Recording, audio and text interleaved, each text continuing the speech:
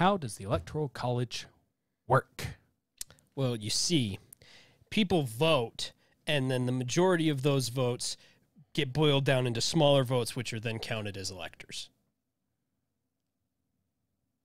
That was the worst. I literally had somebody describe it to me that way once. Yeah, that's...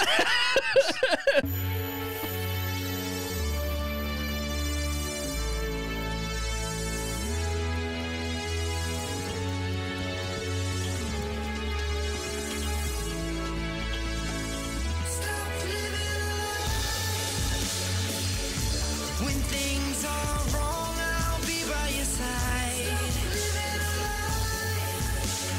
Even when you want to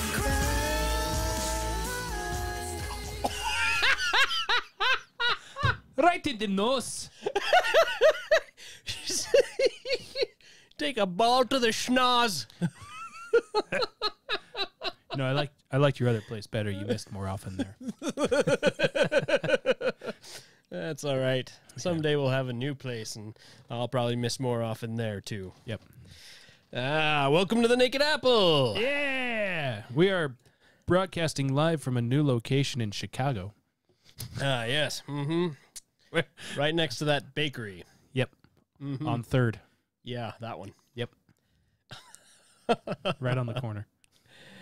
All right. Delicious pastries. Many things going on. And half of it's not even technically election related. Right. We didn't add our regular Beatitudes today. I mean, that's always your thing. That's true. It's not on me. That's valid. It is my Don't thing. lump me into your failure. I have failed. But the good news, there's good news. Good news. In that I just pulled it up. There's good news. The economy has been saved. All right. As millions of people rush to buy the new Babylon Bee book. Good. Which, by the way, looks fantastic, and I kind of want one. The sacred texts of the Babylon Bee. Ooh. It's a brilliant white book. And White the book. And it looks funny. I can't, like, no joke, I want one. And they wrote an entire satire article about their book, which is even funnier. So they took the time to write a satirical book that doesn't exist. What? But the book actually does exist. You can buy it from their shop. So there's that. It's a satire article about a satirical book. You know, in other news, we lost a few good people the last couple of weeks. Sean Connery is gone, as well as Alex Trebek. But we have a silver lining. AOC announces she is leaving politics to host Jeopardy. Good. So, good. That's not good. It's not good. It's not okay. I mean, if it was Celebrity Jeopardy, that makes sense. She'd fit right in with Celebrity Jeopardy. Oh. Shuck it, Alexandria. Oof. Oof. I'll take anal bum covers for 500. That's album cover. An album cover.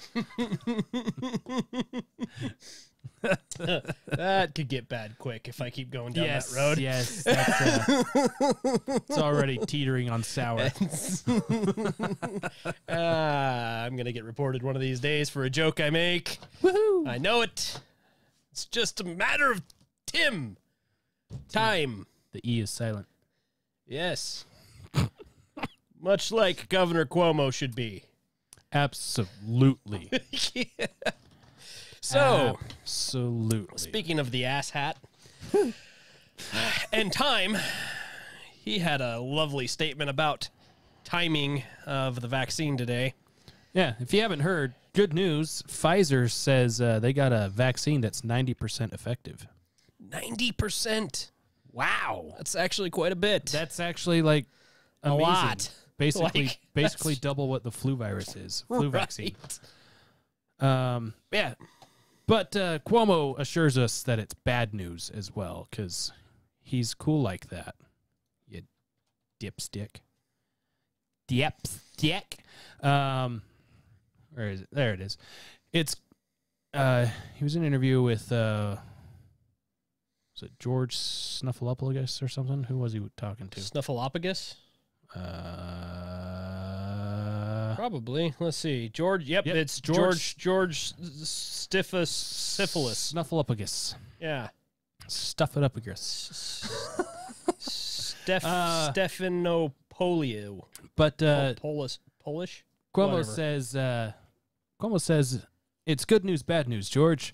The good news is the Pfizer tests look good, and we'll have a vaccine shortly. Yay! The bad news is, it's got some terrible side effect, or you grow a third ear. That's not what was terrible about it. Oh, That was. the bad news is it's about 2 months before Joe Biden takes over, and that means his administration is going to be implementing. This administration is going to be implementing a vaccine plan. The Trump administration is rolling out the vaccine plan, and I believe it is flawed. I believe it learns nothing from the past. So in other words, blah, blah, what we get from this is Cuomo is throwing a little bitch fit because his guy doesn't get to be the one to save the world. because Donald Trump is actually pulling off a vaccine within a year. That everybody said that he couldn't make happen. We may have to go through And- this for another 2 or 3 years before a viable vaccine And to comes be out. to be perfectly clear here, Trump really didn't do anything for this other than remove the red tape. Yeah. So this is entirely the private sector that has come up with this. Pfizer, with private a little sector- bit of funding and a lot of getting the government the hell out of the way. Yeah, the government got They out of the were way able with to regulation and do said, it here's some money to make it quickly. work. And I mean, there's so many people that are like, I won't take the vaccine if Trump's the one that's putting it out. Trump didn't mix the vaccine. He's not over there. He's not in the back room exposing bleach to UV light to make a vaccine for you. You mean he's not sitting there with the petri dishes and stuff? He's not doing any not. of that. It's not his vaccine. Oh, you mean- it is an actual accredited medical institution that has created this vaccine. medical professionals. Medical and professionals doing what medical professionals do. Huh. So Huh. quit your bitching. If you're going to get a vaccine, get a vaccine. I personally don't like getting regular vaccines anyway, because almost every time I get a vaccine, I get sick. Yes. Pretty much every time I get a vaccine, I get sick. And when I don't get a vaccine, I don't get sick. Yeah. One year I did the flu vaccine and ended up with a pretty bad case of pneumonia Right? right afterwards. And I think that was So- the last time I took a So, flu shot. so funny. So I've been married for 3 years, right? right. My wife is a school teacher. And she insists that I get vaccines all the time because she's bringing surrounded by- things home, whatever. This year I didn't get a vaccine, so I'm going to see how this works. But the last 2 years, I've gotten the vaccine as my wife has requested. And both of the last 2 years, I've been sick more than I have the rest of my life put together. Did not bode well. So Yeah. and they even say everybody reacts differently to it. Whatever, judge me if you will. I don't really care. Go pound sand. Anyway, Yeah. and with that too, they're trying to point out Pfizer Corps is the one that made the vaccine. They're trying to point out how they did that without. They weren't part of the Operation Lightspeed.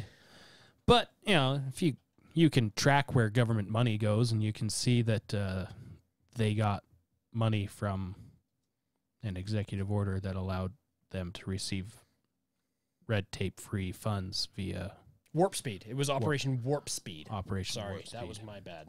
And Donald Trump saying they're working closely with Pfizer Corp and they're really close to a vaccine, and the health department saying they're working with Pfizer, but they didn't work with the Trump administration.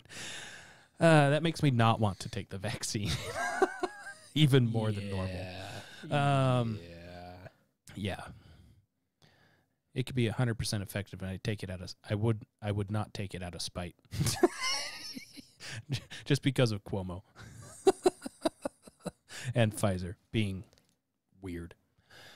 Yeah. Yeah. Yeah. Well, that being as it is, Cuomo's an asshat. Continuing on, another asshat in the news. Our favorite asshat.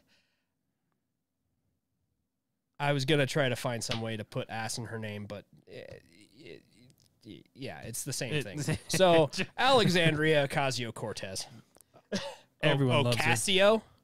That doesn't sound It okay. doesn't Never quite mind. flow. No, That you're- doesn't flow. That's not okay. you're forcing it. Yeah. Anyway, she lashed out at the Democratic Party. Oh. Why? Oh, I'm sure it's because she's a socialist and socialist ideas suck. But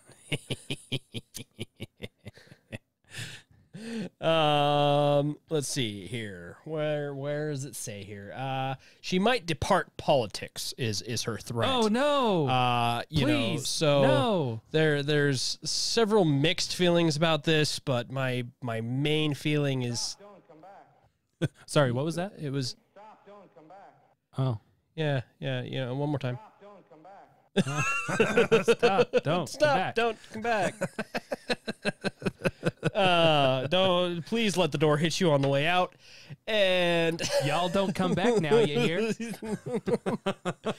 oh, anyway, so she said she might depart from politics as it becomes even more clear that her far left progressive agenda is based on a scripture written straight in hell.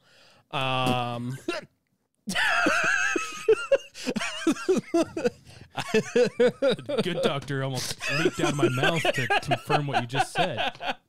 No, it's that her progressive agenda is not welcome in the Democratic Party. I wonder why. I don't really wonder why. I know why. She actually believes this is something everyone wants. Yeah. She needs to move to somewhere that's not New York City and try running on that platform and see what happens. Right. so this is her quote. I don't even know if I want to be in politics, for real.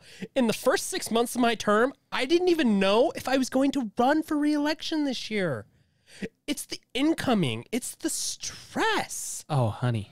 it's the violence, it's the lack of support from your own party. It's your own party thinking you're the enemy.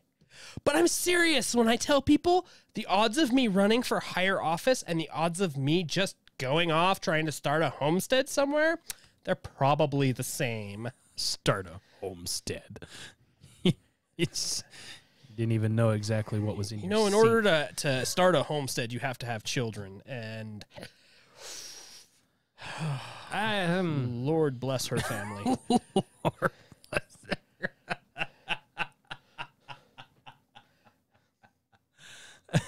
Bless her soul. bless it. Seriously, though, oof. But she continues on. She actually has like a really long statement that she went on here, and I cannot force myself to do the Valley Girl long enough to finish this. But she is that much of an airhead. Like you just reading her statements, I'm like, how did she get elected? I don't. Anyway, know. A lot of people would probably be upset at me for attacking her, but seriously, her policies suck, and that's the main reason I think she's an idiot. Right. But also because she's an idiot. You So have to realize her policies are on par with Bernie Sanders, and yeah, and he's also an idiot. Well, actually, I can't even say he's an idiot because he has played the system so well that he has multiple houses and millions of dollars off of being nothing. what I like about Bernie is he's not afraid to say what he actually supports and who That's he true. actually is. That's true. At least I'll take an honest socialist over a lying socialist any day. I'd rather Yes. not have any socialist. I hate lying. I hate the liars. All of them lying all the time. The only thing I hate worse than lying is Fox News. Ah. Which is just another version of CNN that's lying about being conservative. We'll get into that in a minute. We'll get to that later. but no, Bernie's. So the Democrats basically are the Socialist Party because even the Socialist Party, they just said, yeah, we're not going to run someone. We're just backing the Democrats. The communists did too. Yeah, we're for Biden. Yeah. But I wonder why. But the Democrat Party has their own primary system rigged to not allow that to happen.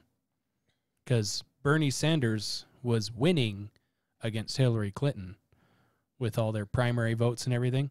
But the Democrat Party has these super delegates that no matter how somebody votes, the delegates go to whoever they want to win. All I got to say is, how much does your platform have to suck for you to have to cheat against yourself? This is the party that's trying to. This is the same party that's trying to educate us on how flawed the system is that we're using, the electoral college, and we'll get into that. Oh, today, we're gonna get into that too. It's gonna be great. Before we do that, though, we have to get into something that's kind of funny and kind of horrifying. One of the things that Alexandria Ocasio-Cortez supports so vehemently is actually kind of disgusting. By disgusting, do you mean like, ew, it's in a garbage, or disgusting as in, I can't believe they want to do exactly what Hitler and Stalin did? Yes. Okay. Yeah, that one. No, yeah, Ocasio-Cortez thinks it's high time that we start taking names and marking everyone that's been a supporter of Donald Trump and whatever, and in any way, shape, or form. For those that I love their like headline picture here. Oh yeah, Joe Biden's cage. Look at that. There's Yeah, Joe it's Biden's great. cage. Joe Biden's policy inside the cage. Yep, there it is. Oh, this is the result of Biden's rule. Oh Biden. Oh Biden. Oh Biden. Oh Biden. Who built the cages, Joe? Who built them, Joe? Who built them? Yeah. So, some notable people that I've seen endorse this: Ocasio-Cortez, Evan McMullen, who almost won Utah for presidential election last election cycle. Well, he won Utah County. He won Utah County. He took a good chunk out of Utah's votes, but not enough to actually show up. He got almost as much as Hillary Clinton did. Worst mistake we almost made. You want One of the worst mistake we almost made. Not the worst mistake we did make, but the worst mistake we almost made. The different categories. You know when you choose to do something and then it doesn't come to fruition, but then you're glad it didn't. That is what he's talking about. Whew, missed that one by that much. Dodge that bullet.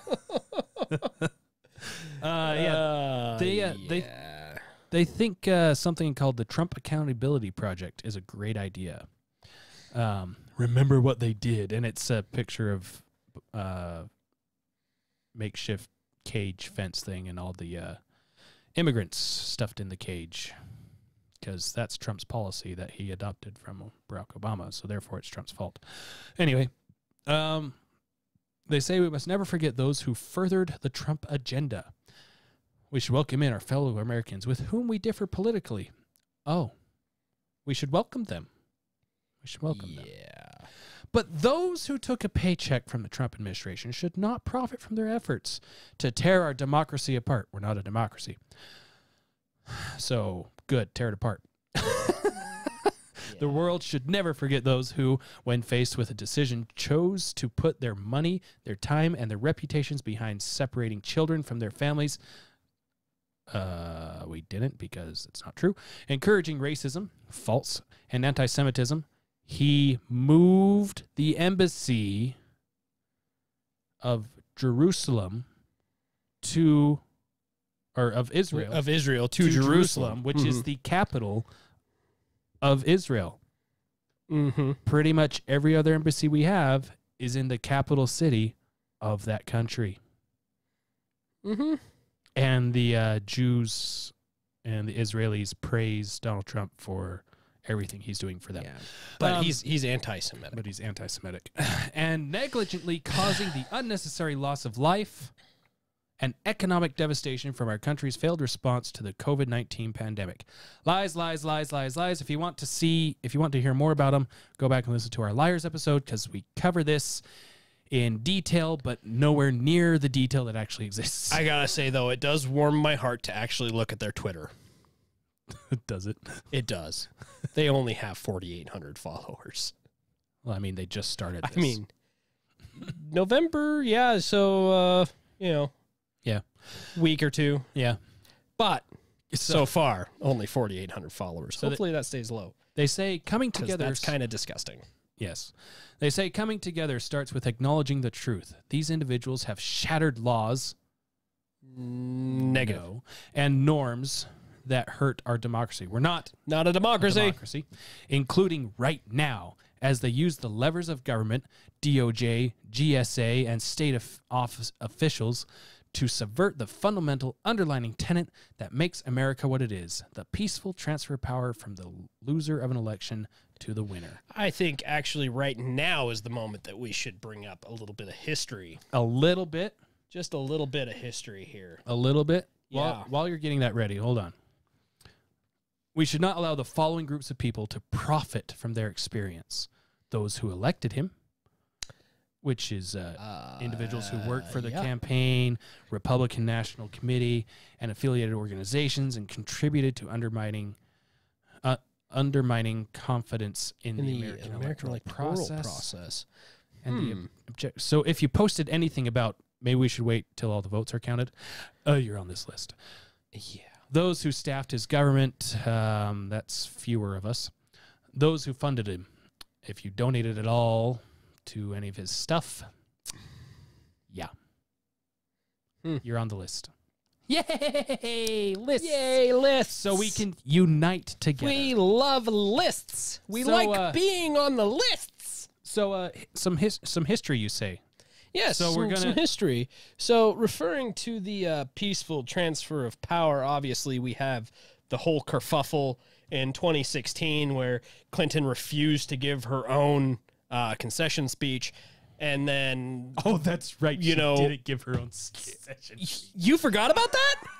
How do you forget about that? There's so much stuff. She literally refused. She sent out a staffer to give her speech. Right.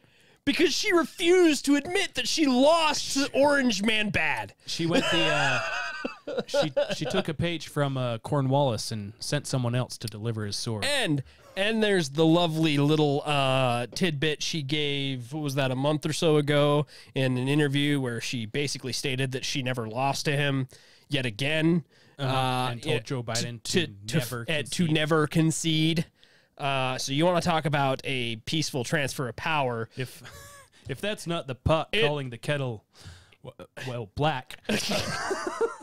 But we can go right back, little bit back there. So during that election, before she refused to concede, she was also calling for election vote recounts in battleground states, which is what everybody is mad at Trump for right now. So in order to figure this out, you gotta go way back in time, way back to 2016. 2016, a whole 4 years ago, almost to the day. It's just So this is wonderful because you're literally the posting of this article 2:38 a.m. Eastern time on November 23rd, 2016. 13 days, 2 weeks from now. So 2 weeks from now, It is 4 years old, 2 weeks from now.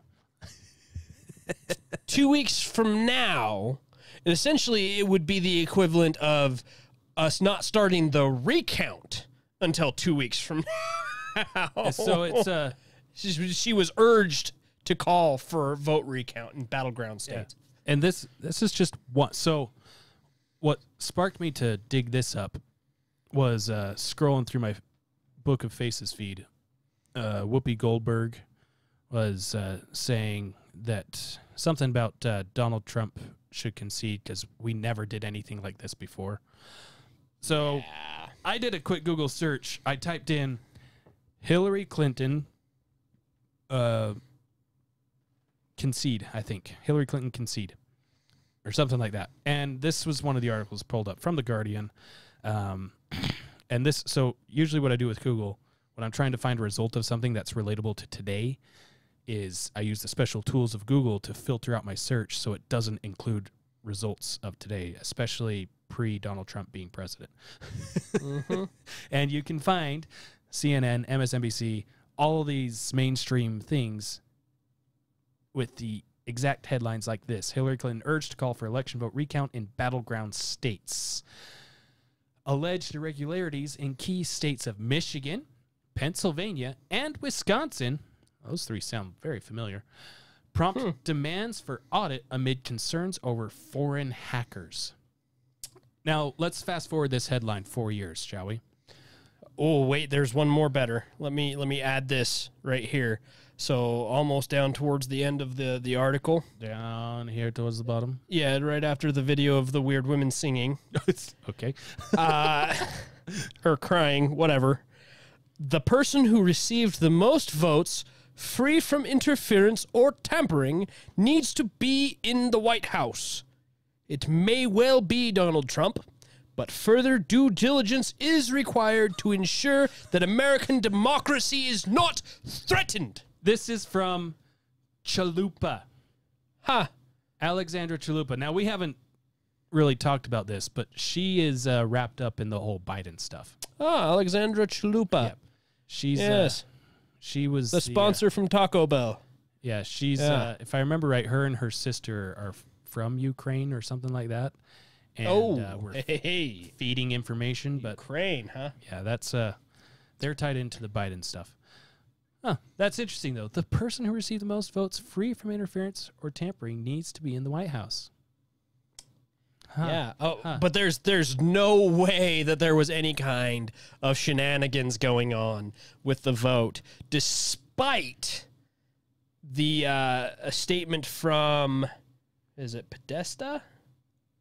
I think in here said some states have also recently seen scanning and probing of their election-related systems, which in most cases originated from servers operated by a Russian company.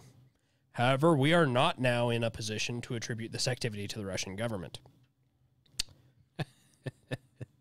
And so Russia collusion So was born. a foreign country can probe and interfere in our election, but there's absolutely no way that we miscounted something. Right. So now let's fast forward this headline 4 years, shall we? Donald Trump urged to call for election vote recount in battleground states. Alleged irregularities in key states of Michigan, Pennsylvania, and Wisconsin prompt demands for audit amid concerns over irregularities. Yeah. Or glitches. Glitches. Yeah, program glitches is the main one. We're going to get into all of that here in a second. I've seen this one before. Amo, you magnificent bastard, I read your book! I would not be surprised at all if someone had some way to view back in time exactly what happened. I would not be surprised to see, because if you go back and watch the 2016 stuff, as it shows Donald Trump getting closer and closer to that 270 and then passing 270 on all these networks, all of them are looking around like, what just happened? Wait, This wasn't supposed to happen. This isn't the plan. That's not supposed to happen. I would not be surprised. What happened? Because Hillary actually didn't really push a whole lot for recounting, even though she was pretty dang close in a lot of places. She didn't push a whole lot for recounting. She really didn't. Which is kind of surprising Which is- considering that the margin that she lost by was closer in a lot of these places. Oh, yeah. Than it is with Biden and Trump. And she had Like way more votes. within, like you're within 1%. Yeah, and her popular On a lot of her these. the popular vote was more in her favor than it is with Trump and Biden, if I remember correctly, percentage wise. But yeah. So I wouldn't be surprised at all if you had some viewing thing to go back in time and see they were doing their quote typical meddling stuff, the Democrats. Mm-hmm. And Trump was just such a force they did not expect, and his supporters just overrode anything that was attempted to try to sway the election. I would not be surprised if that was a thing. I hope it's not, because that would mean the election before that was tampered with, and the election before that was tampered with, and the election before that was tampered with. Oh, they didn't need to tamper with it. It was Obama. Yeah, our Lord and Savior. Our Lord and Savior Obama. who Biden got more votes for than Obama got, by the way. They're saying now. Yeah, he did. Biden has received more votes than Obama did. And Donald Trump has received more votes than Obama did as well. Oh, hey.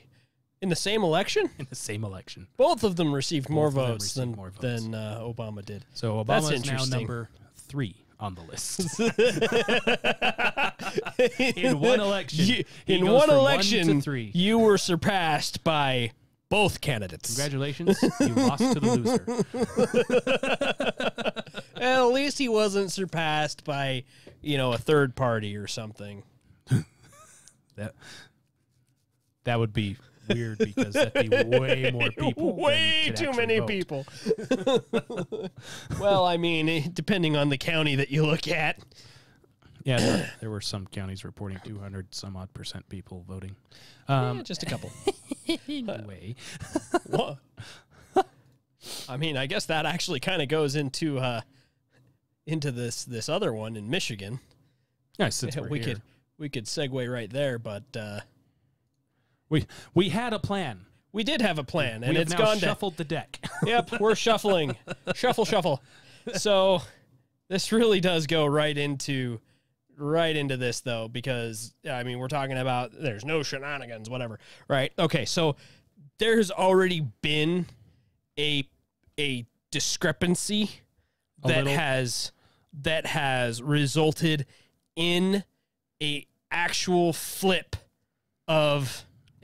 But it was just a minor discrepancy. just a minor, Because it was only a couple hundred votes. they between the two. only counted everything twice instead of 4 times. So they were just making sure that they got the right number of No, votes. I mean that they counted, like, not that they had to recount it, but that the first time they counted it, they counted everything twice. Right, they double checked it as they No. They doubled the number. Oh, they multiplied instead of Multiplied. added. Yeah, they multiplied instead of added. So they were yes. doing 2, 4, 6, 8. Yes, instead of exactly. 1, 2, 3, Counting by 4. 2s rather than counting by 1s. Oof. For both I parties. don't know how somebody does that into the tens of thousands, but They did it for both candidates, though. of course. Which is why. Not really, no. Oh. Because if they had done it for both candidates, it wouldn't have affected the outcome. Because it just would have doubled both candidates' numbers. Right. So everything was fine. Yeah. But no. So, in Michigan, a technical glitch changed the winner of Russian interference. Russian interference. Change the let's see what position was this for? This was in Detroit, right? I don't remember the county.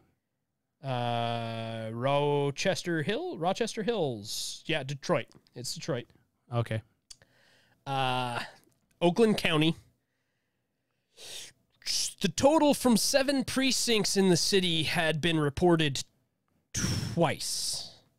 Which changed the outcome from being incumbent Adam Kockendorfer. Kockendorfer. Kirk Kocken. Flem. Rochester. Flemdorfer. Republican from Rochester Hills. It flipped it from him to his Democratic opponent, who is not named right here. Who was it? Melanie Hartman. Melanie Hartman. That's little easier to Yep. pronounce. Yes, she is a little easier. I would have voted for her just so I didn't have to say his name out I loud. don't have to spell it. I really wouldn't have. But that being said, it flipped from Kochfischen to Hartman. And when they found the glitch after he had already conceded because he lost. Which is weird because it was just only 104 votes. That's an easy recount. I would have recounted that I would've. myself, and you would have been right to recount that because he ended up winning by over 1,000 votes, 1,100 to be precise. He was. Oh, they got it backwards. So he actually won by 100 votes. No, he won by 1,100 votes. You said 100 wrong. You said 1,100 votes. Is that all? That's all. That's all. As opposed to her winning by 100 votes when they miscounted everything. Oops. And this isn't like a major race either. It's his seat on the 21-member Board of Commissioners. Yeah, that's what it was. It was the 21-member Board of Commissioners. It's not like the Senate or the House or anything. It's the Board of Commissioners. And yes, this isn't widespread. This isn't a big scale, anything like that. But you can see how a simple clerical error, when recounted, can in fact change things. Now you add this up to and this one, counties. I don't even, you can't even put this one in the fraud category. This is simply, well, I mean, you maybe could. It depends on how the glitch and everything came about. But just this. If it was someone actually putting 2 instead of 1.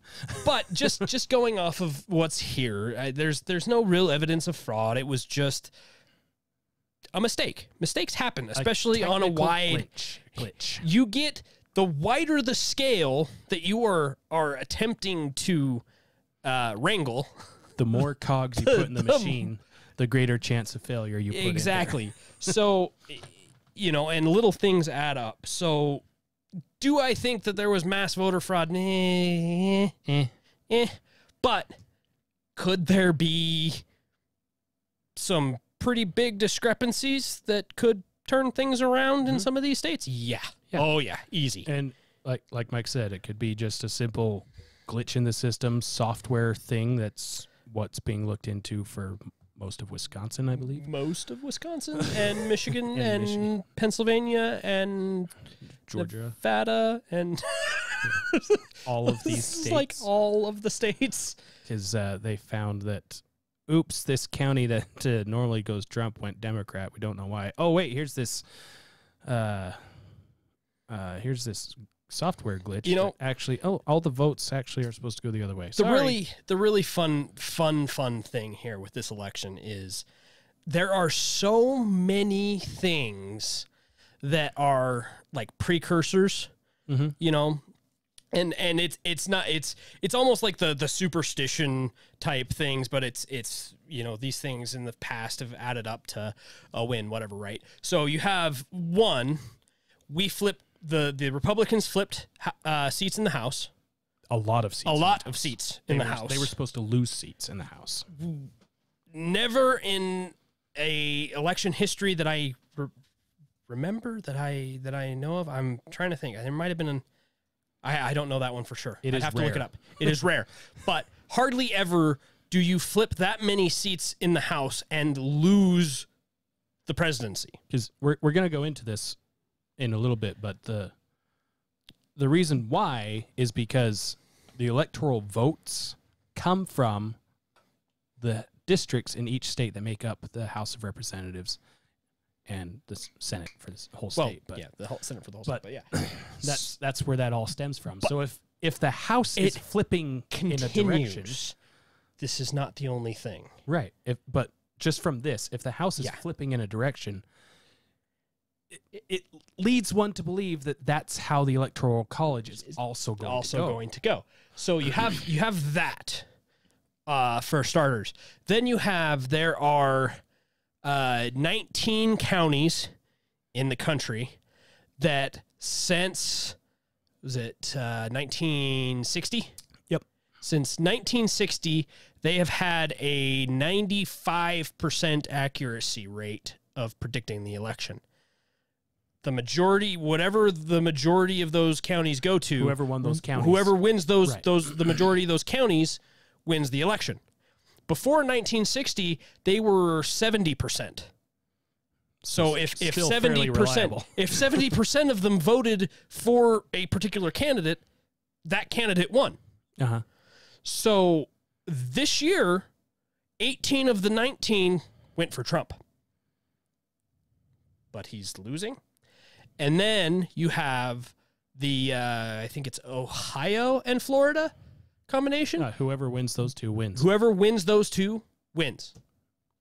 This will be the first election ever that a candidate has won those two states and lost the election. Yeah. And to be clear, there are exceptions to the rule. There are exceptions to the rule. But this is when what you have something this like is what leads me, and any one individual thing of these would be like, okay, you know, whatever, it's a first. But there are tons of these little things. Yeah, there's the cookie vote too. There's the cookie vote too. Yeah, no, it's the cookie vote's been 100% accurate for the since last its inception. 3 elections.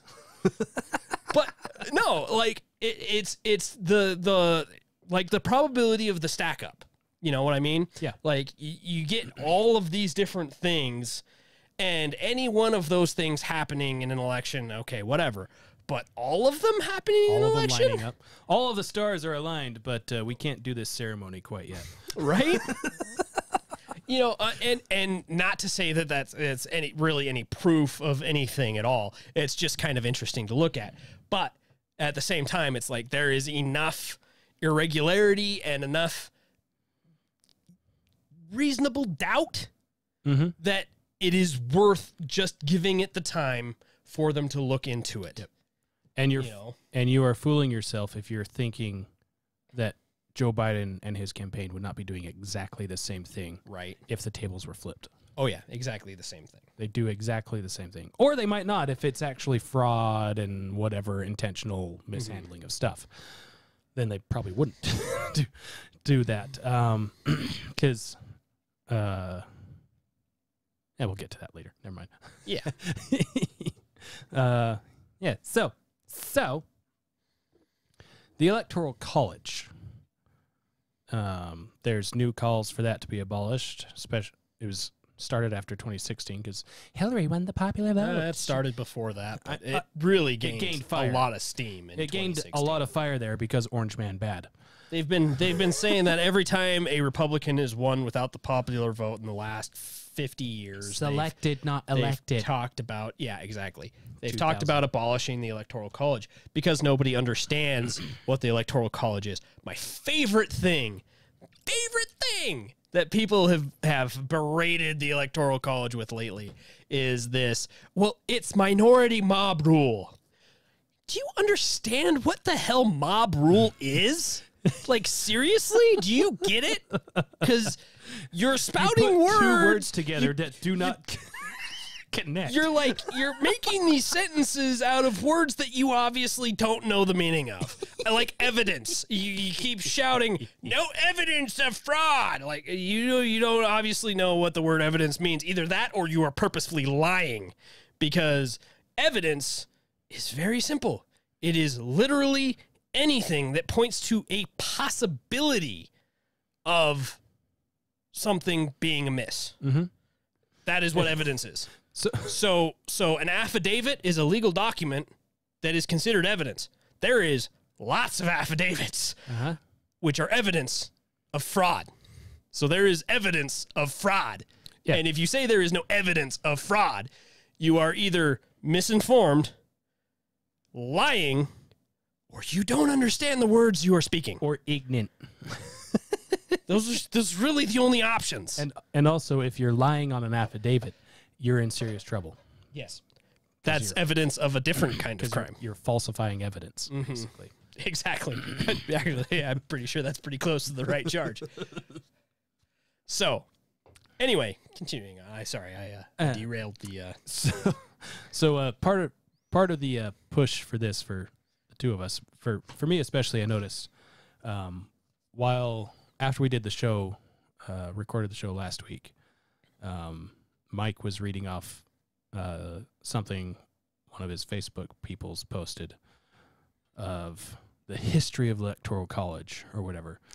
So racist. And breaks it down and how racist it is and blah, blah, blah. And it's Thomas Jefferson's fault, which kind of is for the way it is now. So there were truths in that, but there was also a lot of skewities. That's the word of the day, skewities. Well, I mean, technically Jefferson didn't write the Constitution, though, so is it really his fault? Well, I mean, he wanted to win all of Virginia, so he changed the rules. That's so, true. That's so the winner take all. the kicker. Yeah, that part. That part was his fault. Yeah. But as he's reading through that, and I'm scrolling through my book of faces, and I see a comment on someone's thing that's almost word for word what Mike was reading to me. And I was sitting there, It was a person that neither of us knew, so it's not the same person. And then I was on some other page and saw a completely third person almost exactly quoting that exact same thing. So, It's almost as if people are spreading propaganda. Almost word for word. And one thing, for me, what I boil the Electoral College down is it protects the Republican government that we have. Not Republicans, but Republic government. The government, which is a republic, which we have. Yes, Article 4, Section 4. We are a republic, not a democracy. Not a democracy. But yeah, it's a safeguard because without this, we become a democracy. And we went through this before. I think also on the liars. Probably. We went through this before. We have to keep covering it because people keep. This is the hill I will die on. Yes. Yes. Baton in hand. I don't know why I said baton, because baton is not a really effective weapon to use on a hill. I will be armed on that hill. Just a couple of recaps here. John Adams, remember, democracy never lasts long. It soon wastes, exhausts, and murders itself. There never was a democracy yet that did not commit suicide. John Quincy Adams, the experience of all former ages has shown that of all human governments, democracy was the most unstable, fluctuating, and short-lived. Benjamin Rush, a simple democracy is one of the greatest of evils. So on and so forth. They knew exactly what they were doing when they set up a republic and not a democracy. That being said, how does the Electoral College work? Well, you see, people vote, and then the majority of those votes get boiled down into smaller votes, which are then counted as electors. That was the worst explanation. I literally had somebody describe it to me that way once. Yeah, that's what you just said.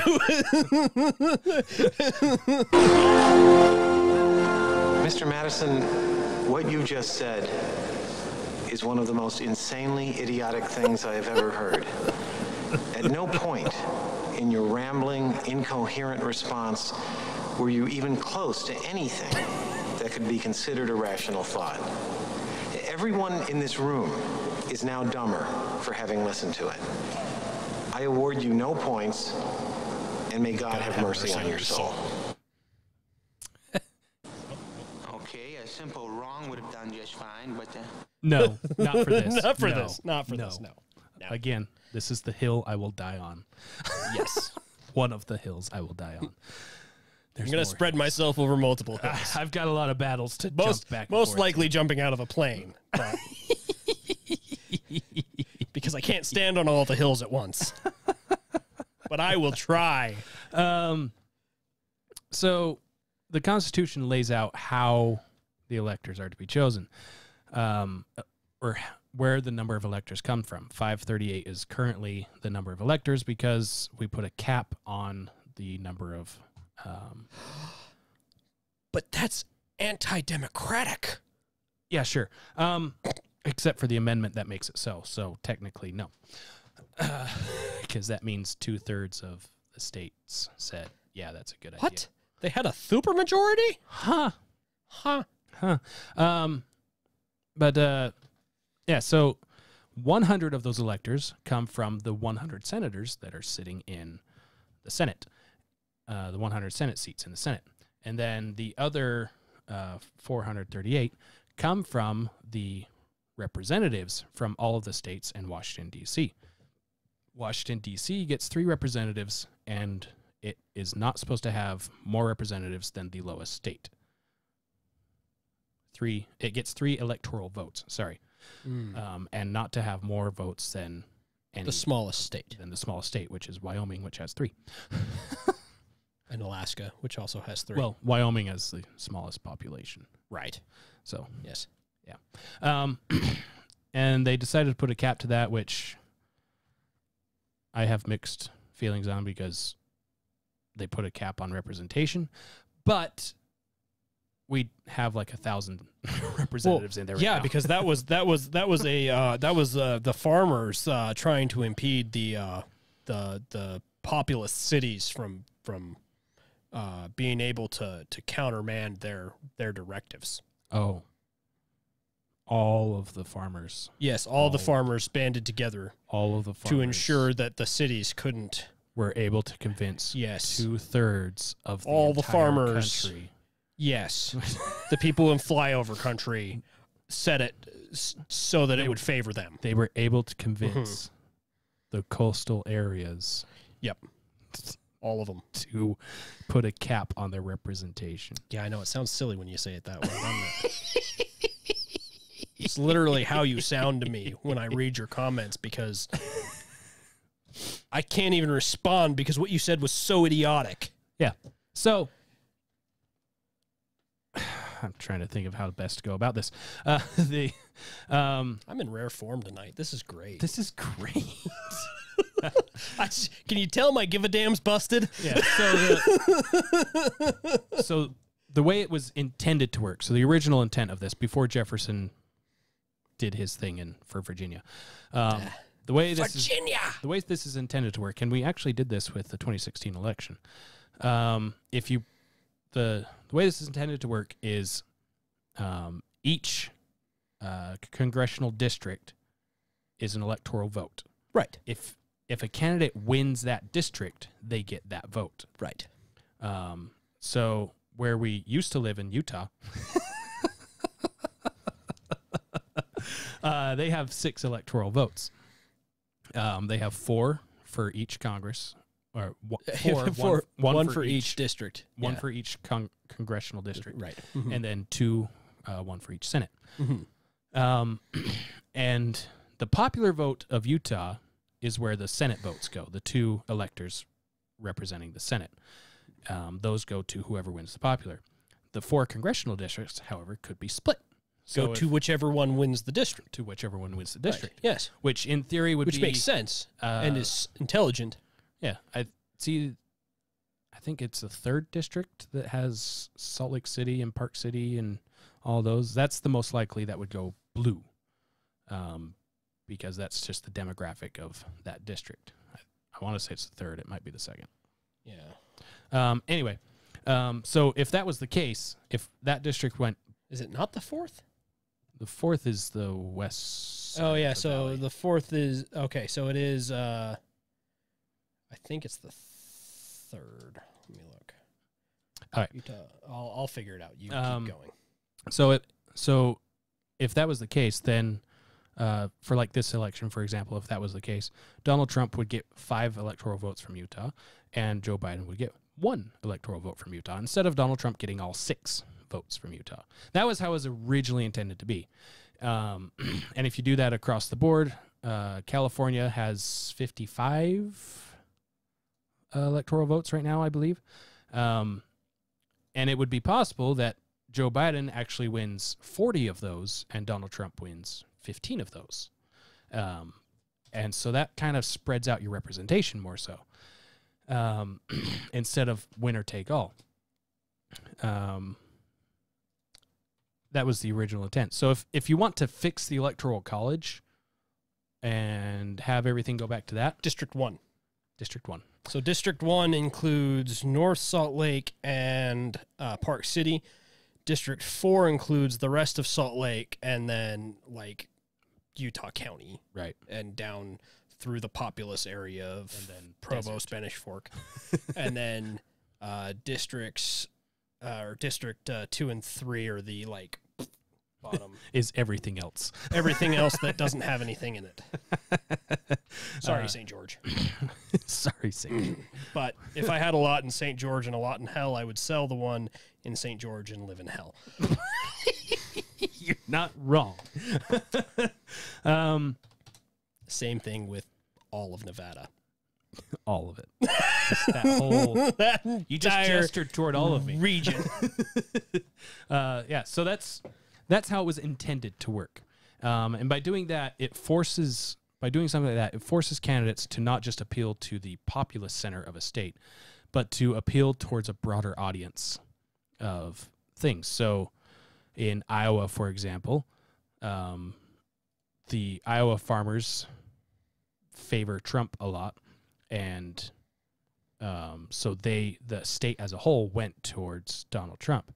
However, I wouldn't be surprised if Joe Biden actually won enough votes in a district or two there to get 2 votes out of Iowa instead of 0 votes out of Iowa. Yeah. But regardless, The funny thing about that is I've always thought, looking at it, that if we were to do it that way, that Utah would lose a district. But looking at it here, I mean, you've got Park City offset by Heber and Ogden and, the northern area that's pretty red. yeah. And you've got Salt Lake offset by Utah County and Right. that area all the way down south. There's a good chance that it would swing, that we'd have one district that swings each year. Yeah.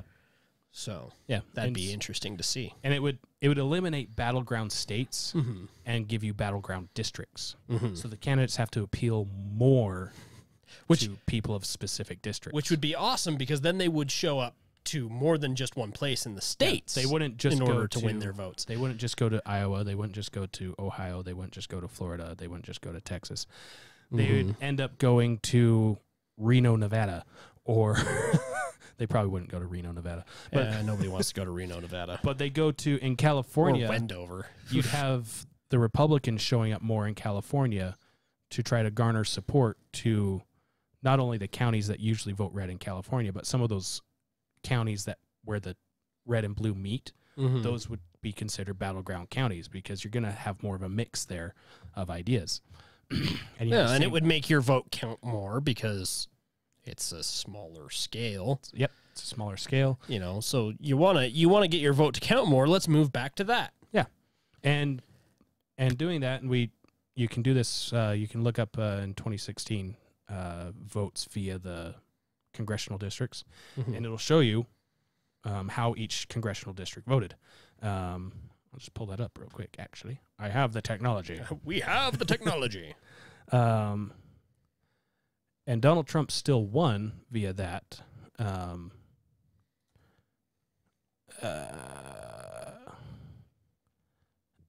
dun, dun, dun, dun.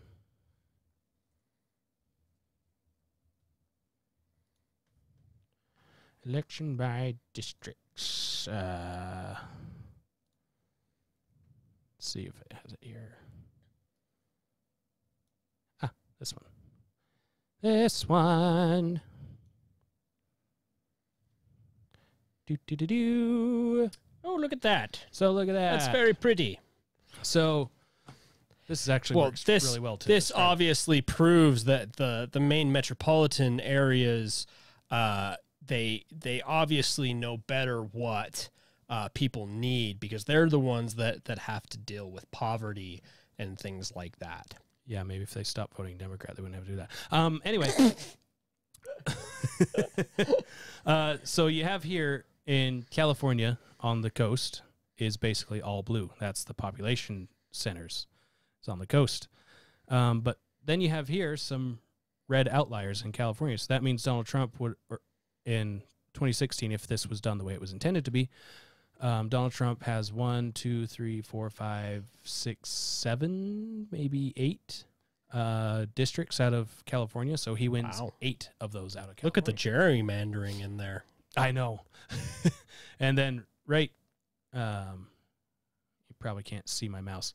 But in this deep blue, I think that's is that the LA area up here? Or No, that's down here. It looks like the part that goes underwater when the state breaks off and drifts into the ocean.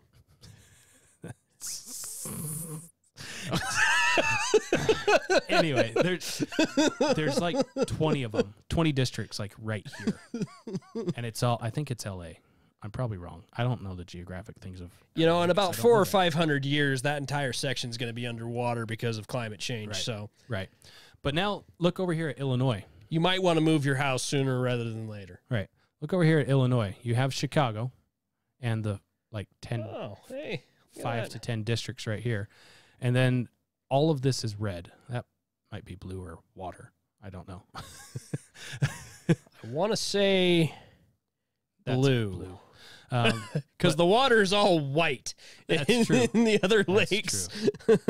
That's true. But yeah, you have him dominating the state. This is a lot of rural farming, whatever here, but still it shows that he appeals to this much of the state.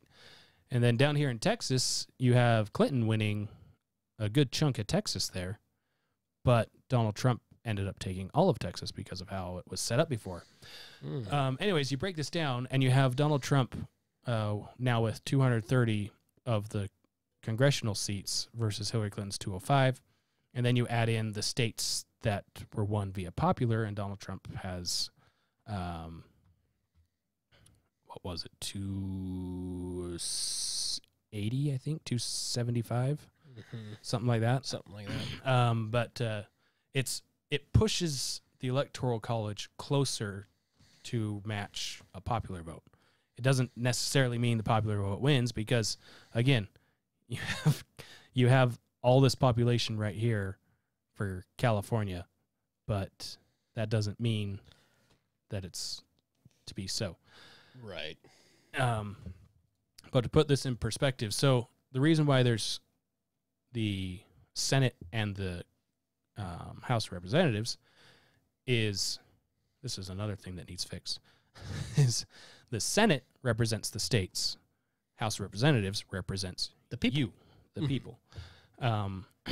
That's why the Senate senator is there for 6 years. The House of Representatives is there for 2 years. The interests of the state are less likely to change over the course of 6 years than the interests of the people over the course of 2 years. Does that make sense? Mm-hmm. And so the way it was originally set up was the state elected senators and the people elected the representatives. And the state electing the senators was the state legislature would get together and vote for who would be senators for the state, which means you actually had to pay attention to who's in your state legislature so that they would vote the way that you want them to vote to get the right senator in there to represent your interests of your state at the federal level. But amendments and all that changed that, so now you just vote for your senator and the state has no say in who's representing the state. The funniest thing is that I love there's a couple of quotes here. One is from John Taylor, and the other one is from James Madison. John Taylor said, 2 principles sustain our Constitution. One, a majority of the people. The other, a majority of the states. The first was necessary to preserve the liberty or sovereignty of the people. The last, to preserve the liberty or sovereignty of the states. But both are founded in the principle of majority. And the effort of the Constitution is to preserve this principle in relation both to the people and to the states, so that neither species of sovereignty or independence should be able to destroy the other. And James Madison said, in our complex system of polity, the public will as a source of authority may be the will of the people, or maybe the will of the people as composing one nation, or the will of the states in their distinct and independent capacities, or the federal will as viewed, for example, through the presidential electors, representing in a certain proportion both the nation and the states. Right. So the Electoral College is a representation of a balance of power between the states and the people. It is to make sure that all people and all states remain relevant. Yep. At all times. Yep. To all endeavors of the United States Right. of America. Because when some policy comes up about foreign trade, the coastal states are going to be more interested in that than the heart of the country is going to be interested in that. Because the coastal states are going to be receiving that trade. So they get whatever taxes, tariffs, income, whatever, from businesses operating on the coast that deal with foreign trade and the foreign trade itself coming in and also going out. So they're going to be more interested in that. And then the states in the middle are going to see something like that, and they're going to see how that does not help them and fight against that with their votes. And so you have this balance of power there where these states in the middle, in the Senate, every state is equally represented with 2 votes. No matter how big the state is, no matter how much money the state makes for itself, 2 votes. That's it. And then the House has representation by the people. And even that is balanced in power now thanks to the cap that's there for representatives. Because Wyoming, for example, has 1 representative that represents the entire population of Wyoming. Whatever number that is, I don't have it on. Wyoming population is somewhere... At least 2. At least 2. 567,000-ish. So 1 representative is representing 567,000 voices from Wyoming. However, in somewhere like... is New York the most populous? It's either New York or California. I think it's California. You look up New York, I'll look up California. 19.4? 39.7. California. Okay. So by a lot. So now you take that number and divide it by 55 or by 53.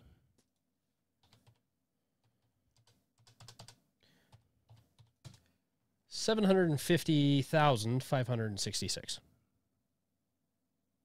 All right. So yeah. So one person's vote in Wyoming is worth 567,000, whereas in somewhere like California, it's 700 something. 750,000. Even though their population is nowhere close to each other. So it brings better balance. This population cap or this representation cap brings better balance to state representation. So the smaller states have more equal representation in, at least electorally, in that regard. So your vote still matters when you're in one of these states, because it just does, because of how it balances out like that. If anything, it matters a little bit more. Yeah. And again, if you bring it back to the original thing, it matters that much more. Mm-hmm. Exactly. Oh dear, I closed my thing. Oh no. dear. But this all boils down to the Electoral College is here for a reason, and it's a good reason. And mob rule is awful. So awful, in fact, that our entire system was built to prevent it. One of the biggest arguments that people make about the Electoral College is that it's anti-democratic. They say stuff like, it's blatantly distrustful and alarming towards the American populace, not to mention being flat out undemocratic. Yep. Stuff like that, right? Uh-huh. So, the framers didn't trust the people.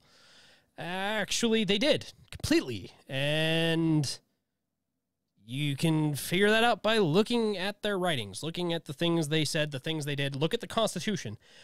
But this is the other thing is mob rule is mob rule, and mob rule is bad.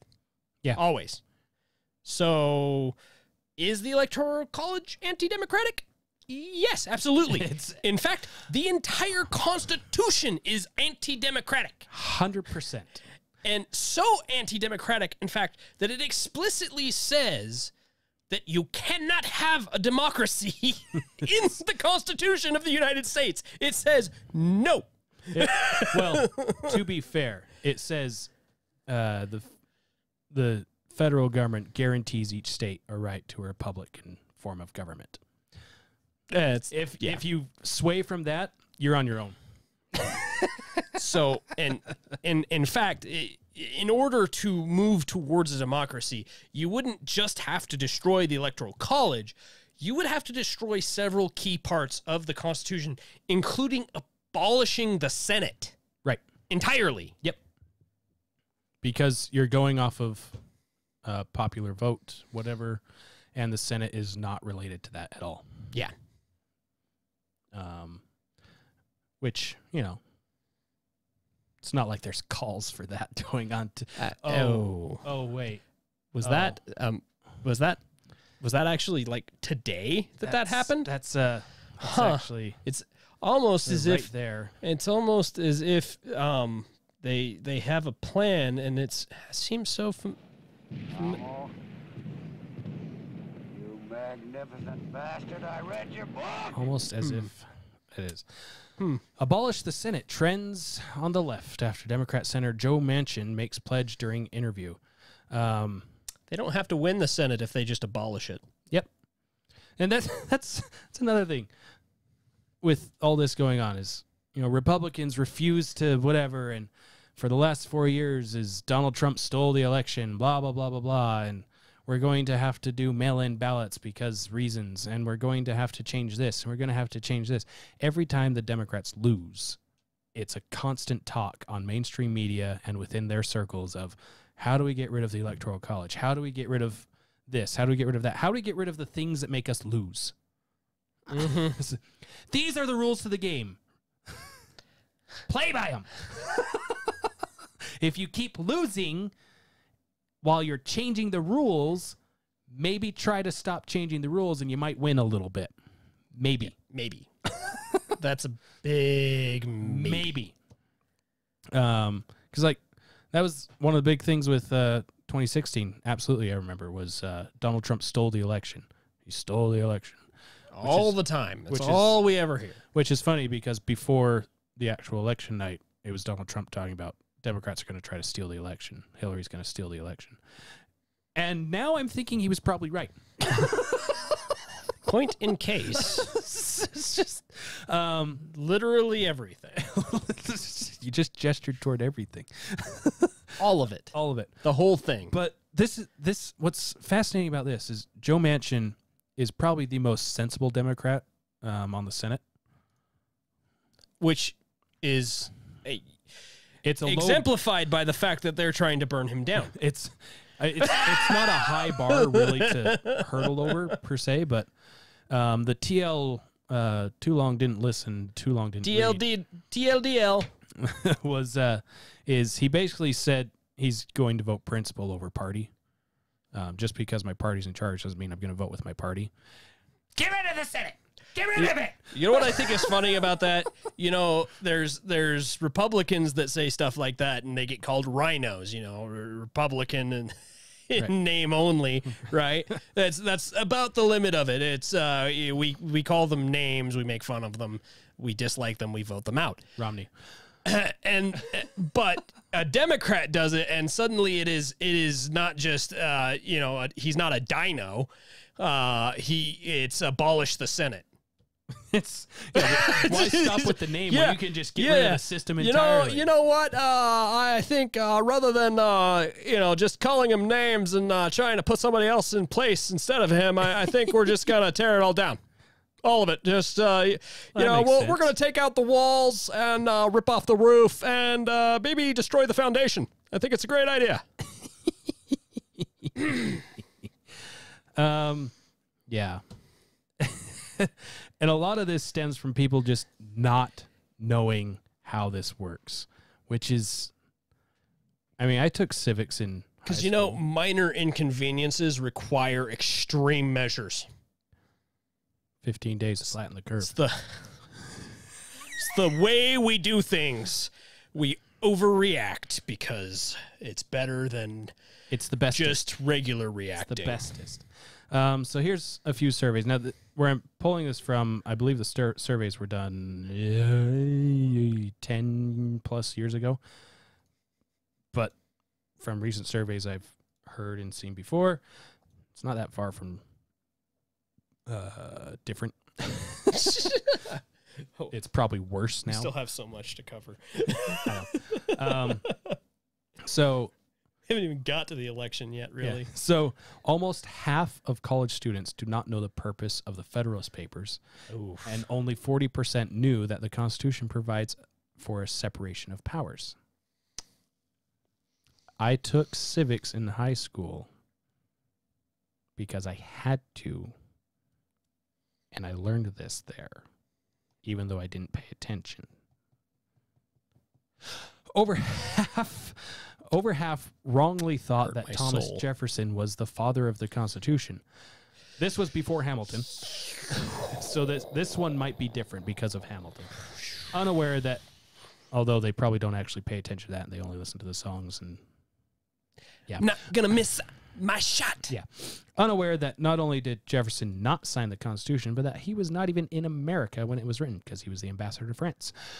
And I didn't actually know that he wasn't in America when it was written. I knew that he wasn't the one that wrote it, but I didn't know Yeah, he wasn't. he was even in America. He was at the time. ambassadoring in France. That makes sense. He took over Franklin's job.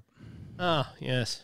Yes. And 93% of Americans did not even know that the Constitutional Convention was the group of individuals responsible for drafting the U.S. Constitution. I bet that same percentage does not know that that the states can still call a constitutional convention to change the Constitution without Congress.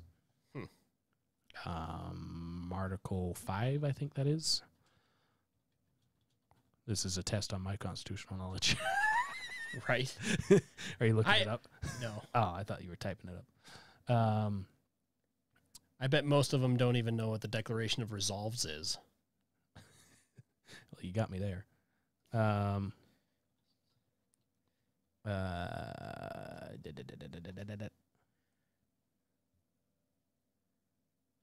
Yep. Wait, it's do you not know what Article the 5. Declaration of Resolves is either? I don't. That's why I say you got me there. It was the First Continental Congress put together the colonial rights. It was the colonial rights that they sent to the king. Right. Yeah, it was right. Article 5. I'll take that win. You are good at what you do. In fact, 83% of Americans, 83% of Americans said that they did not know very much about the specifics of the Constitution. I just rattled off Article 5. Only 5% could correctly answer 10 rudimentary questions about the Constitution.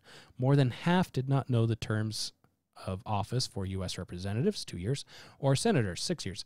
And 62% could not name the 3 branches of the federal government: executive, judicial, and legislative. Yeah. I know part of the preamble. Good job. Yep. Something Also, about a couple of other things, you know. I'm not a complete bonehead most of the time. things. Something about we the people, and you know the thing. Yeah, you know, the thing. That's speaking of unity, the preamble. Done. Amen. So, yeah. And what was the other point you wanted to cover with this?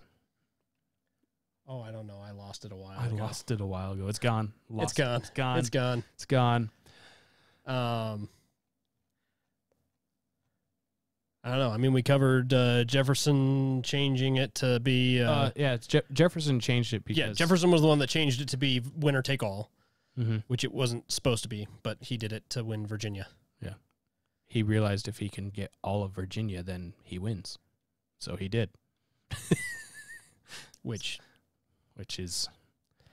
I mean, Every founder you kind has of something respect that I it. don't like. You kind of respect it a little less when you're the one that brings it into the world. You know, like most people with their children.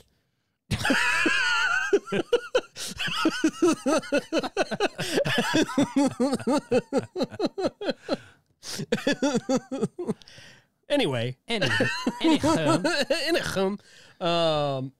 What was the point about it being racist? I'm trying to remember. We grazed it, but we didn't. So I always see the Electoral College as racist because of the 3/5 clause. Ah, yes, That's why it's tied to racism. 3/5. Because they were only worth 3/5 of a person. They were only worth 3/5 of the person. And if that's as far as you dig, then yes, it looks racist. But if you actually go to the Constitutional Convention where this was all hashed out, and you see the debates back and forth between the northern states and southern states trying to make sure equal representation is had between the two states, they set up this thing, okay, if you have this many people, you get, for every this amount of people, you get one representative. And the southern states had just finished arguing that their slaves are property, so they could nix the no slavery in the new United States. So they said, fine, we'll shelf that for later. We're not going to get rid of slavery now. You can find that in the original draft of the Declaration of Independence. And I don't remember it being in the original Constitution stuff, but it might have been. I haven't read that for a while. Yeah, I don't remember if it was in the original Constitution. It's definitely in the original Declaration of Independence. It's the biggest section in the Declaration. Yeah, George Washington and Thomas Jefferson and several of the other founders were very, very much abolitionists. In fact, they had an entire meeting about it in New York, going over all of the things, and it was decided that they couldn't put it in originally because they needed all 13 of the colonies in order to fight Britain. They missed it by 3 votes. Yep. And there were certain colonies that would not join. So it's... Would not join. To be clear, that's not 3 states. It's 3 votes. Right. Yeah. 3 votes. 3 votes. And in fact, the majority of the founding fathers were so anti-slavery that they actually included in the original grievances against the king. It was the biggest grievance. The biggest grievance was the enslavement of people. And forcing the colonies to keep slavery. Yes. Anyway. Yeah. And so we've covered in other episodes. Yeah. So all those things. Constitutional Convention is there, and they're talking about, well, should we do slavery? And southern states are like, yes, we should be doing slavery. And northern states are, I don't think we should do slavery. And yes, we should do slavery. These slaves are our property. You're going to take our property away from us, and if you do this, then there's not going to be any unity and all this stuff. Okay, fine. We'll just shelve that slavery thing now. Now let's get to representation. Southern states say, yeah, we have this many people. Northern states are, is that with or without your slaves? That's with our slaves. Are slaves property or people? So your slaves are people. No, they're property. Property can't vote. So property's not allowed to vote, so they can't be represented. And, well, you can't just do... And the southern states doing some quick math, realized, well, if that's the case, the North is going to have way more representatives there, and they're absolutely going to get rid of slavery through that regards. And so they're like... And so they fought hard to have representation so they could have more representation to keep slavery there. And then the northern states did some quick math. I say quick math, but the convention was, like 3 months long or something? 3 or 4 months long. Some slow math. It was slightly better than Common Core, but... It's slightly better than Common Core. The northern states crunched some numbers, and they realized if we can get them to agree to 3/5, that'll put representation pretty close together, but the North will still have a little more than the South going forward. And that's what they agreed to. So both sides were happy. Slaves were technically represented, ish. And that's where that stems from, was southern states having double standards on property and people. Yeah. Well, and sexism and all this stuff, because, it plays. But, guys, they made this in the 1700s, and they made it specifically so that we could get rid of it. Yes. Yeah. The North did agree to 3/5 because they knew with 3/5 they could have a majority, and they could get rid of it later. Right. That it eventually would lead to the ability to abolish slavery and do all They these didn't things. necessarily think And a civil war would the- happen in the middle of it, but The Constitution was originally thought of, planned out, and established specifically with the ability to add freedoms. Mhm. That's what amendments are for. Yeah. Is so that we can add freedoms. So yeah, sure. At the very beginning, not perfect, but it was the best we could do in the circumstances. let's see. We, the people of the United States, in order to form a more perfect union, so they're not establishing a perfect government, they're establishing a way to have a Right. more perfect union. So And notice it's not we, the white men of the United States. It is we, the people. people We, the people People. of the United States, establish, all these things. And it, it was set up so that eventually we could have all of these things. And we have achieved all of these things. all of them. Well, we're working on achieving all of them. Working on achieving all of them. All yeah. of them. And like we said before, with the voting stuff, black people were still allowed to vote before civil rights. Mhm. And black people were allowed to vote before the Civil War. Women were allowed to vote before women's suffrage and all that stuff. Individual states suppressed that. Mhm. Federally, they were allowed to. Individual states suppressed that. Mhm. And that was all based off of if you owned property or not. And if you owned property, which is where taxes was being pulled from, you were invested in the system, and therefore you should have a say in how your money is spent in the House of Representatives, blah, blah, blah, blah, blah, so yada, on, yada. so Here we are. forth. Yeah. So this brings us back, current day, Electoral College. So they have called the election for Biden. Except they haven't. Except they haven't. Except they have, but they really haven't. So there's a big question here that everybody needs to understand. Who calls the election? Fox News, No. CNN, Negative ghostwriter. MSNBC. No. All these things that never existed when the Constitution was written. Yes. No. 9. It's German for no. And this is the real story. So, when an election occurs for the government, for president, you have the Electoral College, and all the states vote. The votes are counted, and CNN tells you who they think is going to win, and Reuters tells you who they think is going to win, and all of these little people with their little maps tell you who they think is going to win. Projected winner. Projected winner. So the projected winner currently is Biden. But, and that is an accurate statement, projected winner. But He is not Nothing. elect. nothing is set in stone, nothing is solid until the states certify their votes and send them in.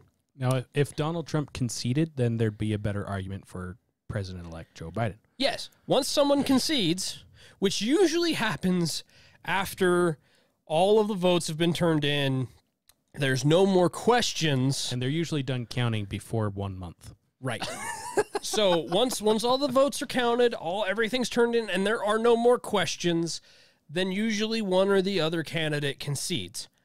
And then the person is the president-elect, which is the case that has happened through the majority of, the last few elections. With the exception of Hillary, who didn't concede. She sent out her person to go do it for her because she's a coward. Anyway, Yes. so when it's not over till the fat lady sings, which, on another note, in order to prevent Kamala Harris from being the first female president, Trump had a gender swap today, and all hell the new president, Mrs. Trump. Joking aside. So when the states get their votes together, they have to certify their votes. And then those votes are sent in to the Senate. The Senate holds a big old celebration. Not really. It's more of a ceremony where they just get all of the electoral votes together and they count them. And then the Senate announces the winner with the vice president, who is the president of the Senate, in session. So this is where you have this is where you have the separation of powers coming together, and there are three different things. You have the people, the House, the congressional districts saying this is who we want to be president, and then the state legislature, who takes that as well as the popular vote for the state, so the Senate vote, then sends that to the Senate. So the House doesn't need to intervene because the people have already said, so the House of Representatives People have spoken. The people have spoken. So there's no need for the House of Representatives to be at this thing. Now it goes to the Senate, where the senators are there with the president of the Senate, who is the vice president. And the senators represent all of the states. And so all of the states are there Represented. verifying the votes from all of the states with each other to say, okay, yes, this tally adds up to this person being the winner, with the vice president, who is representing the executive branch as well as the Senate, being there to verify the votes. And then if needed, the courts verify the votes as well. So you have all three branches and then the sub-branches Participating. Yes. Yeah. And this occurs in the beginning of January. So until the Senate holds their meeting to determine the electoral votes, the election is not over. Yep. Unless someone concedes. Yep. And So- each state has their own laws on when it needs to be submitted. Right. And so we actually have a map that I pulled for one of our links that we will put in that has a breakdown of when each state is supposed to have certified their votes. As of today, November 10th, Tuesday, there are only 4 states that are supposed to have verified their votes. And that is South Dakota, Oklahoma, Vermont, and Delaware. You forgot Arizona. No, Arizona Because is Fox called Arizona. Arizona's not till November 30th. Fox called it already. Yeah, though, so. yeah, they're wrong. Oh. So, and the certification dates range from, I believe the earliest is November 10th. So there is absolutely no certifications done before November 10th. They range. They can happen before September 10th, but Or they can happen before that's the November first 10th. deadline. Yeah, that's the first deadline is November 10th, which is the 4 states that I just rattled off. They all verified today, or we're all supposed to verify today. And so that's like I said, Vermont, Delaware, Oklahoma, and South Dakota. And they can verify early or they can verify on their date, but that's, their deadline they're given is their date. Right. The latest one, Is it December 12th? December 11th. I was close. So close.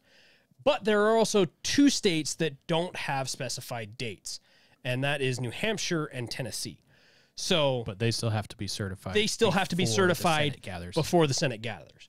So you could legitimately go all the way through December without actually knowing who won. It could come down to New Hampshire and It Tennessee. could actually come down to New Hampshire and Tennessee in an election. I don't think it'll come down to that in this election. No. But until the states have certified, there is room for legal action. There is room for recounts. There is room for all kinds of things to happen.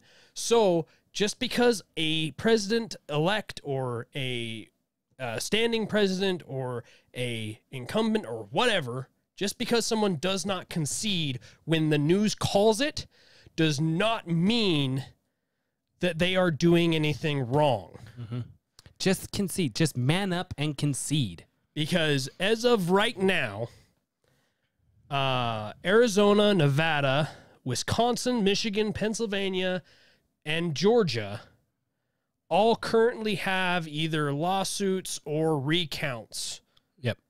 And for some of these states, And so all of them are considered toss-ups, not already set states. different outlets may have them projected to win as Trump or Biden, but that doesn't mean that that's the case. And then also, if I remember right, there are some, if not most states, have an automatic recount thing set, where if it's within a certain range, they'll automatically recount just to make sure. That's part of the certification process to certify the votes are what they are. Yep. So if you look at the map as it is currently standing with who's leading where, and you've put the ones that have recounts or any form of legislation going on, or not legislation, gosh, I just barely said it. Lawsuits. Any form of lawsuits going on, or haven't finished counting yet. If you put all of those ones as toss-ups and then put everything else the way that everybody currently has it laid out, you end currently with Biden 227, Trump 217, and of the verified states, we are 10-10. It's a heated race. Yes. South Dakota and Oklahoma for Trump, Vermont and Delaware for Biden, and tomorrow is Wyoming's deadline, and they will certify Trump. So technically he's 13. But that's the way it stands right now. Way the cookie so, listen to the news if you want, but take it with a grain of salt, because they are projecting. They are not the end-all, be-all. Their word is not law. It is not written in stone. And the only thing I hate worse than a liar is, well, pretty much all of the media, because they're all liars. They're all liars. So that leads us to, after Tuesday night, technically Wednesday-ish, I already geared myself up to, well, it looks like Trump probably lost, because I was 50-50 on whether or not he'd actually win. Right. Because this is such a heated thing from, if you haven't been on social media, bless you.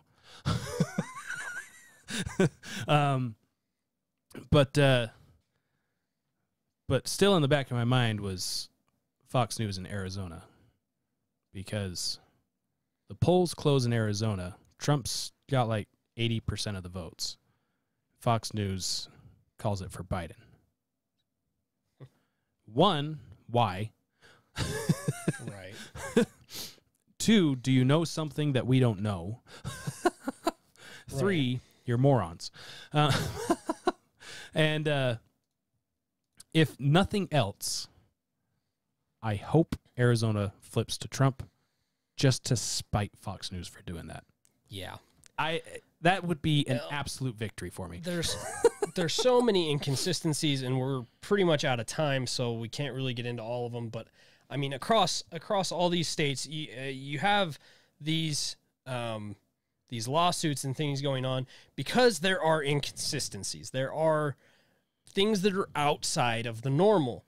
We have the program glitch in Michigan and I think a couple of the other states. You have Wisconsin clerks may have unlawfully altered mail ballots. You have, so to sum it all up, Pennsylvania has, the Trump campaign has 5 lawsuits in Pennsylvania. Oh, yes. They have 2 lawsuits in Nevada, 2, I think 3 now in Michigan, and then 1 in Georgia. The one in Georgia's kind of small. It's tiny. The one in Georgia is to disqualify about 53 ballots. And what that says to me is the Trump campaign, they're not necessarily looking to win. I mean, they're looking to win, obviously. But they're looking to go after, to make it clean. To go after 53 votes in Georgia when they're behind by more than 53. By a lot more than 53. They're looking for an honest election. Yeah. Well, and you look at any way you cut it, if you actually delve into the information in these states, the things that are going on, there are a lot of discrepancies that stick out. I believe it's Pennsylvania usually has a discard percentage of between 1 and 3% for their mail-in and absentee ballots. This year it is 0.03%. They were projected. They perfected their system. Yeah, sure. They were projected to discard 28,000 votes. They discarded 950. So you've got stuff like that in these states. You've got all this different stuff. You know, if you look into it, there is no objective way to say that there aren't questions. And an election for something as important as the president should be beyond reasonable doubt. You know? Yep. So, speaking of Fox News. Oh, I love Fox News. I like the way that they lay down and take it for every other news station. There's two things. Both of these, I believe, happened on the same day. Ooh, here we go. I believe. You don't have the link for the one I just pulled up, but I don't. I don't. The first is, but I'm more than happy to watch it if you throw it over there. Yes. First one is Kaylee McEnany. McNews enemy. Love her or hate her, she always comes prepared. I love her so much. She slays me. She is fascinating to watch her take on. It really is fascinating to watch her. She does good work. Yeah, let's listen in. One party. So this is what's his name, Kabuto or something? Kabuto, yeah. Yeah. Sounds like a Pokemon. He hurts himself in his confusion. Hey, Vegeta! I caught a Pokemon. He hurts himself in his confusion.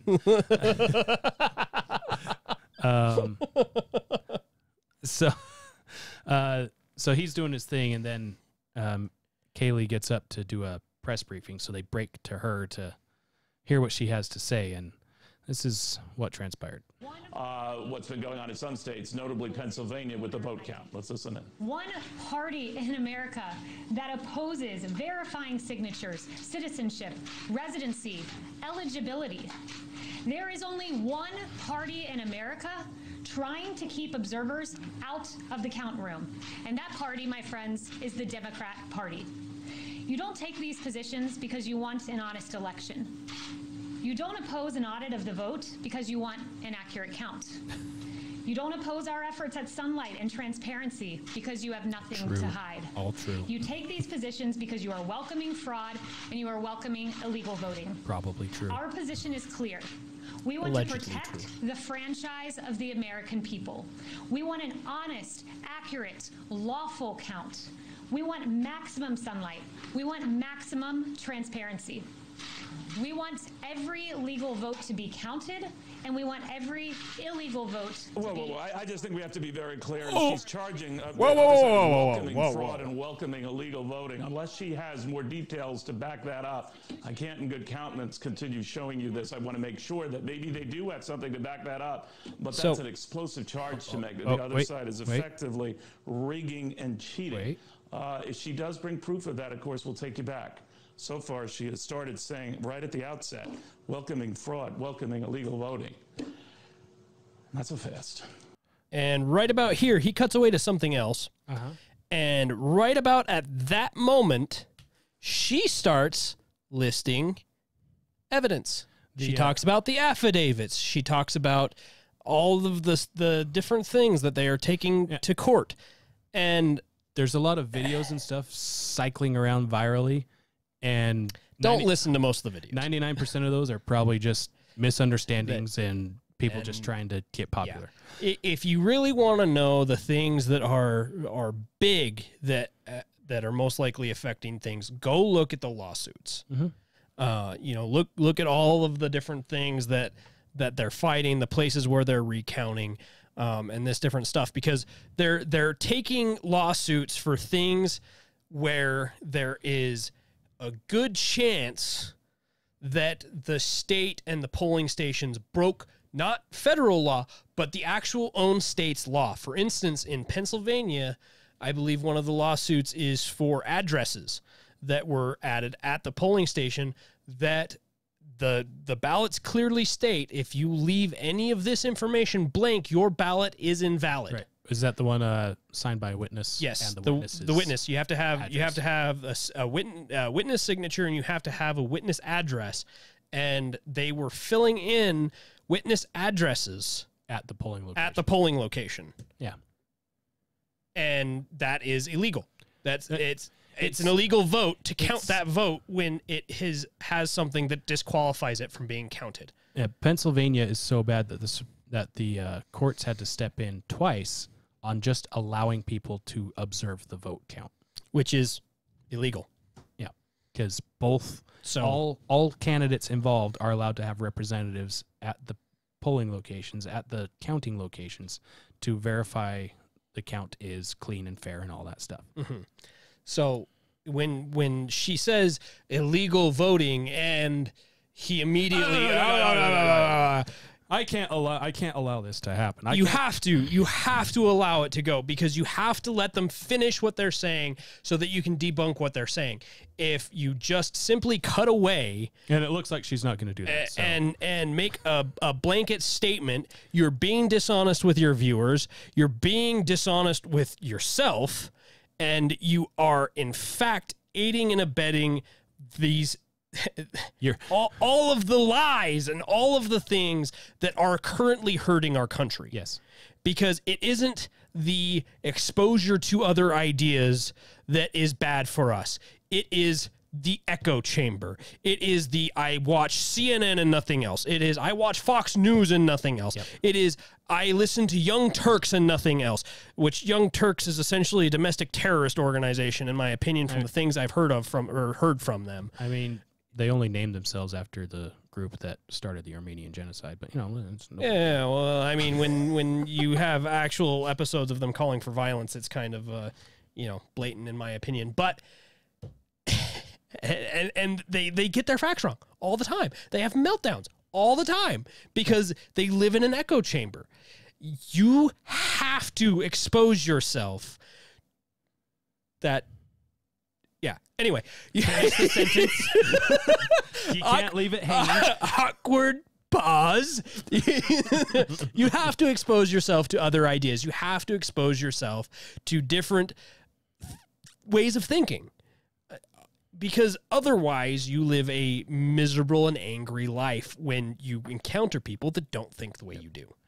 Yep. And if you sit in those echo chambers, you start thinking that the Electoral College needs to be abolished because your understanding of it goes as deep as those that are telling you this person won because I said so. And you think that it's okay that a polling station would wallpaper the windows so people can't look in. Yeah. The last time that I heard a story that was similar to that, I believe a sheriff station got blown up with dynamite. So the jailhouse. Jailhouse, that's what it was. This jailhouse got blown up with dynamite. So and deputy cars. Deputy cars. And the incumbent sheriff ran away in an ambulance. In an ambulance. Not because he was injured, but because he was injured, but because he was a coward. Again, go to our Patreon and you'll know what we're talking about. It's a lovely slice of history that we reference a lot. You want to pay $3 because it's becoming a lot more relevant than we thought it would. Oh, seriously. Oh my gosh. Good heavens, man. Like we made that and I was like, I mean, I could see how this would be something people should know about. And then the election night happened and I was like, oh, what have I done? Should have picked one where there was a clear and decisive winner. I'm shook. So with that, this is again Fox News, and this is your elitist moment of the week right here. Oh no! Here we go. Let me fix this so it's there. We go. This is Sandra Smith. I believe she thinks she's no longer on camera and also off mic because, yeah. over. Whoever is decided to be the president, remember, just because CNN says, or even Fox News says that somebody's president, doesn't make them president. So I think everybody wants to know that this was done properly and legally. What is happening? Like, Trace, we've called it. And I think We've we called have it. to look into every one of these concerns. Yeah, and I think. Yeah, and I think That Kate makes a very is good an point there, elitist. Steve. You know, that, look. That lady on the far left side, Sandra Smith, is an elitist. What? We've called, and she's rolling her eyes and shaking her head. How dare she say that just because Fox News said it is doesn't mean that it's so? How dare they say that the media isn't the end-all, be-all of information? We are the arbiters of information. We'll tell you what you should and should not listen to. We are the gatekeepers. You cannot have the knowledge without our permission. You will watch this movie, and you will enjoy it, and you will give it good reviews. And make sure you give me a Heil before you leave. Otherwise, we will put you on a list. She gives me a Heil or she gets the hose again. Call me Hannibal. Hannibal. Hannibal. Adolf Hannibal. Yeah. There's your elitist for the week. And that's from Fox News. And, you know, I mean... Fox News is dead if Donald Trump wins. Yes. Well, I mean, they had to throw their cats in the boat for, you know, just in case the election went to Biden, because then they can say, hey, look, we're on your side. Yeah, that was that was a cover my ass by pandering moment is what that was. That was we're an ally. That was two Fox News anchors committing suicide for Fox News. We can be friends.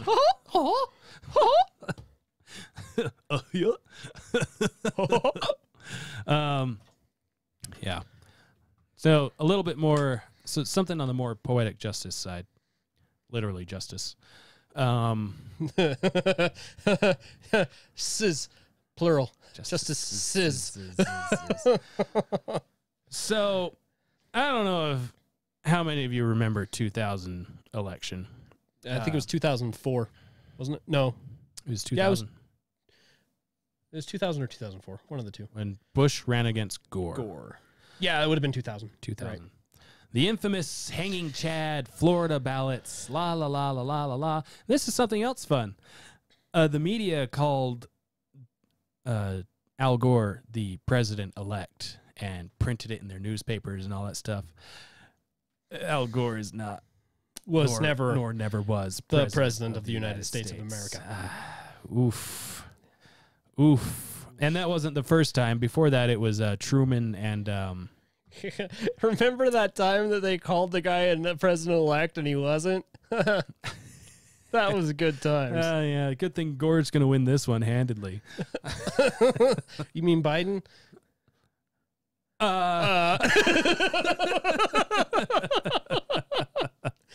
And this is something else interesting. So Al Gore could have called for a recount of the entire state of Florida, but he only chose a handful of counties to recount, and he lost by which is also interesting. He lost by 500 votes or 700 votes, or something like that. Yeah, it was really. I mean, if you really think the count was wrong, why not just recount the entire state? But the hanging Chads. But the hanging Chads, and this is why nobody likes Chad. If you're named Chad, I'm sorry. I have several friends named Chad. One of them listens to this sometimes. Does he wear polos and have a shaved head? No. And wear Oakley-style glasses? No, he builds aquariums. Oh, cool. So he's not a Chad. No. It's just Chad. Oh, we call him Critter. Cool. Yeah. He's a good guy. Good. Anyway. So... Shout out to Chad. Shout out. So the poetic justice here with the Al Gore thing is there were 3 attorneys in particular working that case. You might recognize a few of them. One had a last name Gorsuch. Another one had a last name Kavanaugh. Another one had a last name of Barrett. Oh, yeah. Oh, wait, all 3 of those are sitting on the Supreme Court right now. Supreme Court. Yeah. That's ACB, Gorsuch, and Kavanaugh.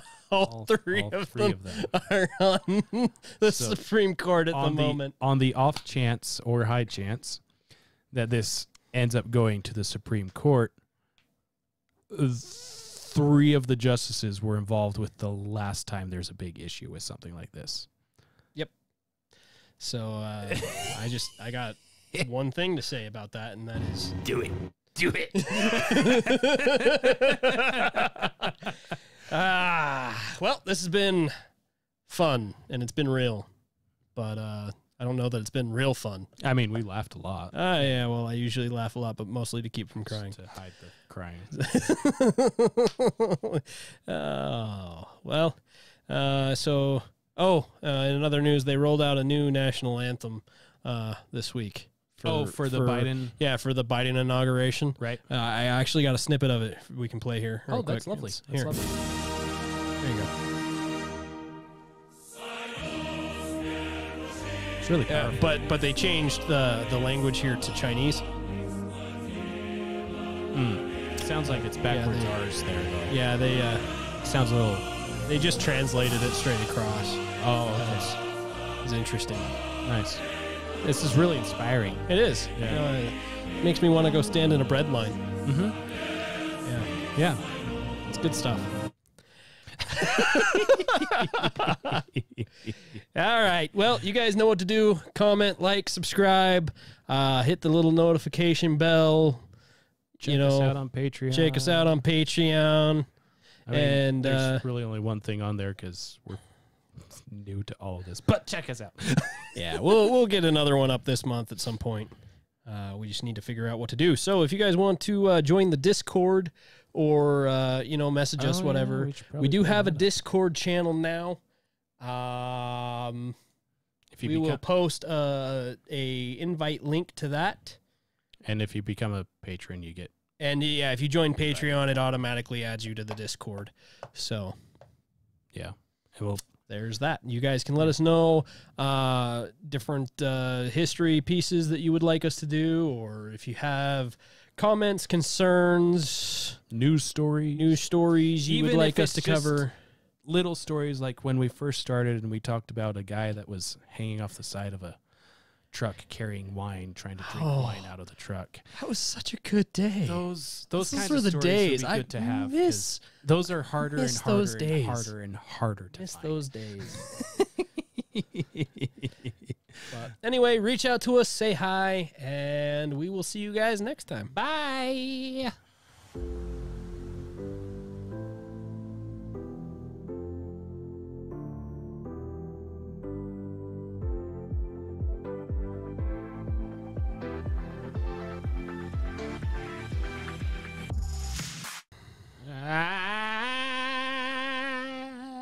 That was lovely. Very recording. Very lovely.